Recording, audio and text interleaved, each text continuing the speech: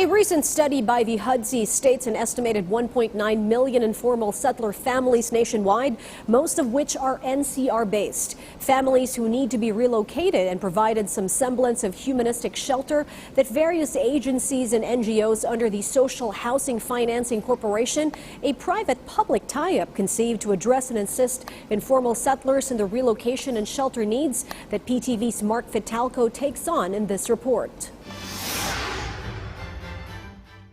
Fai is problematic on her household's water and power bills in Intramuros in Manila. For the longest time, she bears the same burden with other informal settlers in the area, which is why she hopes to have her own house, hopefully someday sooner than later. Iba kasi yung sarili mong bahay, alam mo na paano mo babudget yung pera nyo kasi alam mo may bahay na kayo, hindi na kayo magbabayad ng ganyan, ng upa, hindi na kayo magbayad ng ganun. Alam mo na lang na may kuryente, tapos tubig na lang yung babayaran mo. As such, the inevitable question that begs enlightenment, how big really is the problem of the housing sector in our country? Based on a study conducted by the National Housing Authority, there are about 1.9 million informal settler families or ISFs in the Philippines.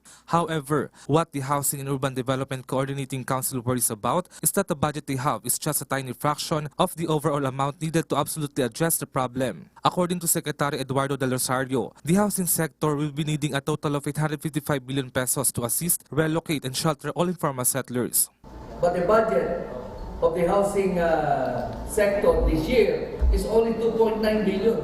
But nevertheless, we are not complaining. We will do some innovations. With this, the government prioritizes the relocation of informal settlers affected by the infrastructure projects under the Build program. During the socialized housing convergence of the Social Housing Finance Corporation, some government agencies and private sector gathered to discuss the resettlement programs. The DENR reported the latest updates on the ongoing Manila Bay Rehabilitation Program, in which many informal settlers who have been residing in waterways and near Manila Bay are up for relocation. At the same time, 500 families will soon benefit from new housing deal, according to the Intramuros administration, while the Department of Transportation is also coordinating with other agencies to help those affected by the construction of the North-South commuter railway system that will connect the northern and southern Luzon. On the part of SHAFC, about 15 billion pesos loan assistance have already been granted to poor families. The SHAFC aims to resolve poverty through lending money to communities to help informal settlers acquire land titles.